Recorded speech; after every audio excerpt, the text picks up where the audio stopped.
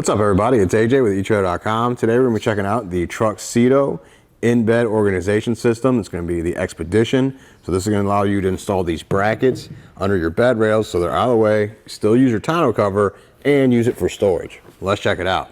It's going to be a good alternative to a permanently mounted toolbox. Those still sit under the rails, but you're going to have to drill holes in the toolbox and the bed of your truck to install that. And that's going to take up a bunch of your bed space and not leave you much with to work with. So this system, the Expedition, has these brackets that clamp on underneath the side rails of your truck, which are already out of the way. You put these bars into place. That's what holds the bag up, so they can easily take that out and remove it to have the full bed open and ready to use. Looking at the bag, it's going to have 8 cubic feet of space, which you can see how much gear we've actually fit in here. There's surprisingly a lot of room. The full-on measurements are going to be 52 inches long, 14 inches wide, and then 12 inches tall. You have a divider in the middle that's optional. You can loop that in there with some hook and loop. That way you can divide up your gear on the inside, so it has those smaller, looser items. That way don't slide on that side when you turn. Everything stays contained in its compartments. Up front, you also have some pockets you can use too to store extra stuff up front. The bag's going to be made out of a vinyl-coated denier polyester, so it's going to hold up to those UV rays, so you don't have to worry about it in the elements. The brackets and poles here are going to be a black powder coat steel. Everything else is going to be a sturdy steel as well, so you won't have to worry about that breaking down on you as you use it. I'm going to use the bag. We've loaded up both sides. I will say it looks like the passenger side is sagging a little bit more than the driver's side. It does have that reinforcement at the bottom of the bag. We have a Viair compressor in there and a few other things on that side that's a little heavier than our driver's side. And you can tell from the bottom, it's not too bad though. It's still held up fine. It didn't feel like it was gonna rip. Doesn't feel like it's pushed to the limit with that weight in there. But I would just be careful and keep in mind what you wanna throw in here. Probably wouldn't throw any heavy ball mounts or anything. Those are definitely gonna make it sag. Something that helps with it being loaded with cargo is going to be these tensioners on the side. The hook goes into the loop and pulls on the bag, so it pulls all the corners tight, so even if it does sag a little bit, this is going to help fight that. With the bag and the bars removed, you can see the brackets are actually underneath the rails quite a bit, so they're not going to be in the way. If we want to put a bigger load in the back of this truck, it's not going to bother them. Several differences to different trucks and tonneau covers, so we want to show you on a different truck. It's a longer bed here, so it's going to give us more options to mount the plates to move our bag wherever we want. We have it more towards the back right now, so that would be for groceries, just keeping everything upright and more accessible here towards the back.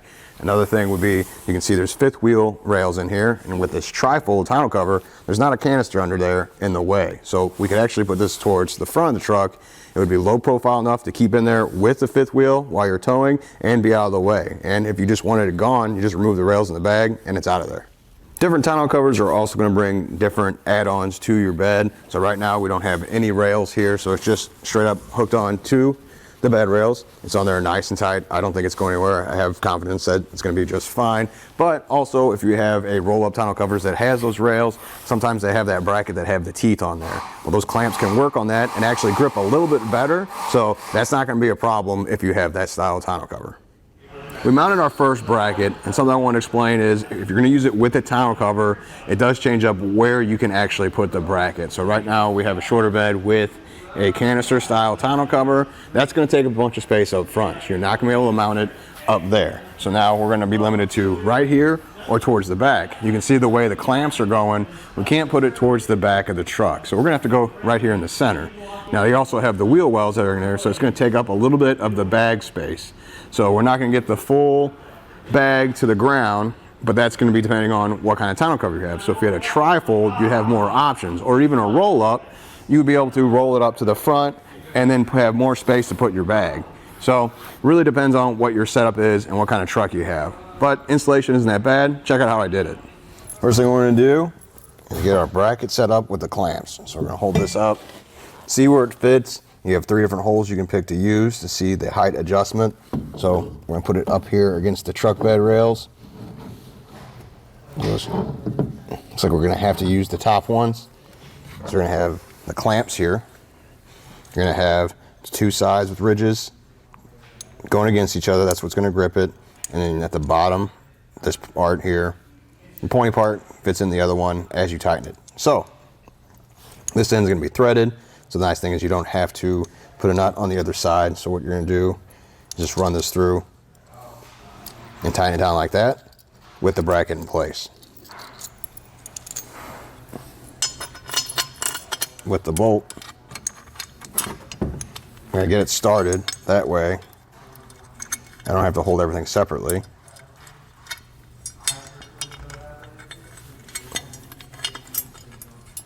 And then come back through, open that up, push the clamp up, as far as it'll go. Looks like it stops right there. And then hand tighten this. I do have a ratchet and a socket too. You get it tight enough so it stays in place, so I can get the other one installed too. Using a 15mm socket, we're gonna go ahead and tighten down our second clamp.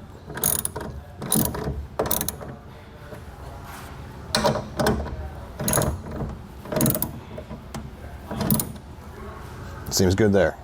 Now we're gonna need to assemble our bars that go across and go into the brackets.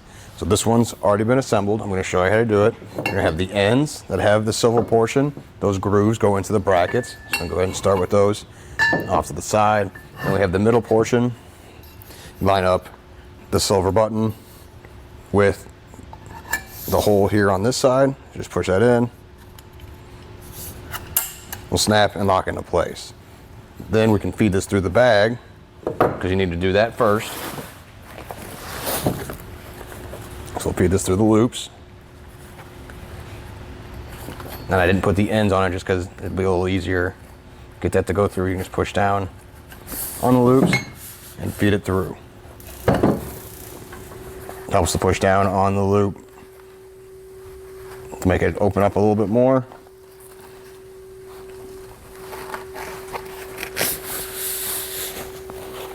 As you work your way through the bag. And once you're done that, we can slide in the end pieces. Now those aren't going to snap into place, but they'll stay right in place when you go to put this into the bracket. Now we're going to set the rails in place. We're going to do one side at a time. Just slide in the silver portion into the groove on the bracket. You can extend it out a little bit if you need to. Match the other side.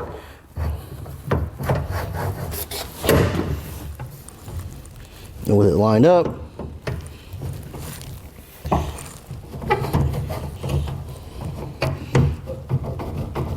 should slide down in place.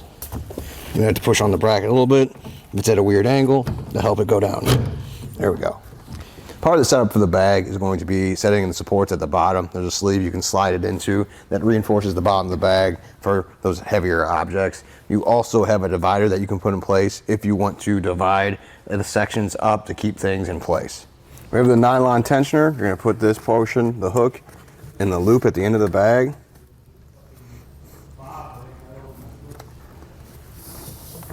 And then we'll come over here to the hole in the bracket, run our nylon cord through it.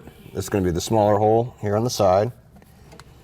Now it can be kind of difficult because the nylon cord isn't sealed up. So you see as you try and push it through there, the fibers separate and make it harder to go through. So it takes a little bit of patience to get it to run through there. And the same thing is going to be for the clip that goes on the end. You have to push this down so you can see that hole there, and they'll run that cord through there as well. Once it's on there, past the ends, you just push the button and slide it up and take up that slack. That way it pulls it tight and evenly on all corners of the bag.